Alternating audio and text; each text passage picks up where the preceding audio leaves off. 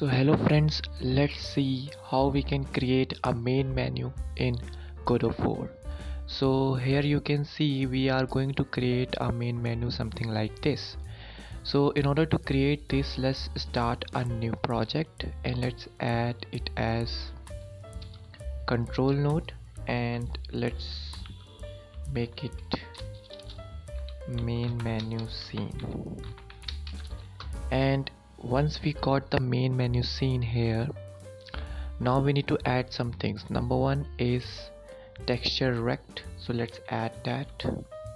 Once you type the texture, you will see the texture rect node, and there are some more things we need to add, so I'm just taking these two things here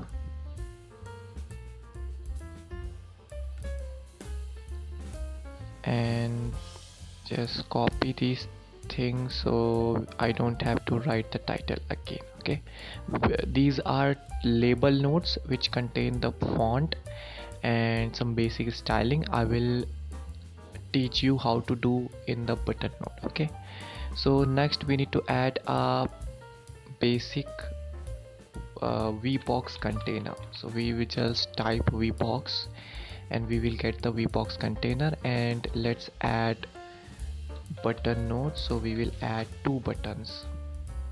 Okay, so we will also add one more, so let's add two buttons here, right? Okay, so now we got two buttons and everything. Now you need to click on V.box container. Let's rename it as btn container. Okay, and let's go click on this and click on this button. So once you click on this button, you will see you can, by clicking it, you can make it center. And now we can go here and let's type the text called as start. And for the second button, let's type this text as options.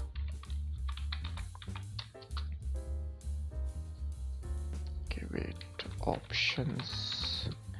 And now we got both the buttons, and so what we need to do is we need to add a texture. So how we can do that? We can basically go on to the texture rect and then we will add a texture. So for that I am using a cup texture, which is this, so we can just add it here. So this is the cup texture, you can see here. And now what you need to do, you need to select on stretch mode to tile. What does it do? It basically tile the effect and it will make each texture repeated 100 or unlimited of times. So that's what a tile node do. Basically, if you know a sprite, you will know that what the tiled mode do. The same thing it does here. So basically we got the cup and we will get several cups around it, around here, surrounding this cup. Okay, so that's what a style node do.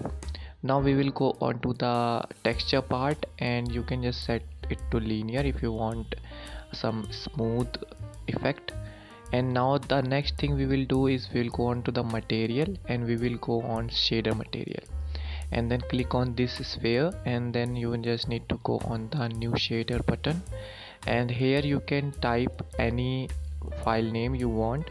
I already made a shader and I will give you the link in the description. This is the shader, so we just need to load this shader here. You can see this texture is now repeating like this, right? So in order to make it bigger, we just drag it and fix it into our camera, and here you can see everything is now rotating easily. Now the next thing we need to do is basically we need to go onto the button tab, button node, and then we need to go onto the theme overrides tab, and here you can see the font icon. We just need to select new system font, or you can select a new font variation. I already have a font file, so I will just use that. So basically let's use this one. It's called quicksand bold, and once it does that, let's set the font size to 48 pixels, and you can see the font here. becomes bigger, and then we just select the flat, and then you can go on to the color and select the font color option. If you don't like the bold font, you can add the medium one. Okay, and I like the bold one, so let's add the bold one. And then you can just go onto the texture, then go on to the filter and set the filter to linear, so it will look more better and smooth. Next thing is we will set the color for the font hovering, so we will go in here and you can see the font hover color. And so basically this is the color when we hover on the button, so we will just set it to the white. And the same thing we need to do for this one. So first step is to set this button to flat, then we will come on theme overrides, then font, and we will drag the font that we want to use. Then we will go on to the font size and we will set the font size to 48, and then we will select the font color, and then we will select the font hover color, which is white. And then we just need to do one thing, which is the texture, and in the texture we will select this as a linear. And once it is done, we will get a very basic main menu, and if I run it, you will see how does it looks. So let's save it as main menu dot scene, and once I will run it, you can see it gives start options as a hovering part. And we can also click on these buttons, and you can use signal to change the to assign the accents. Okay, so now in the next part what we will do is um, we will basically assign the neighboring value. So how we can do that? Basically you can just go here, you can go on focus, and you can just assign the top one, which is button. And the same thing we will do with this one, and we will go on to top and we will select the focus, and we will select this to be a neighbor bottom, so which is the options. So what does it do? It will basically enable to use the mouse to enable to use the keyboard to operate on these buttons. So let me show you. So if I run this okay, let me show you. If I run this thing, you can see if I use the mouse it will work, and if I use the keyboard it will also work. And you can, there is one more thing that you need to know about button, which is assignment of the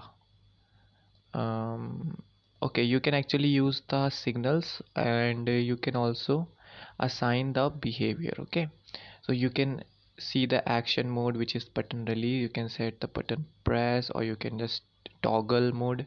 You can do everything in the button mode as well, or you can just press to signal, add this signal to your scene, and you can do much more things with that signal.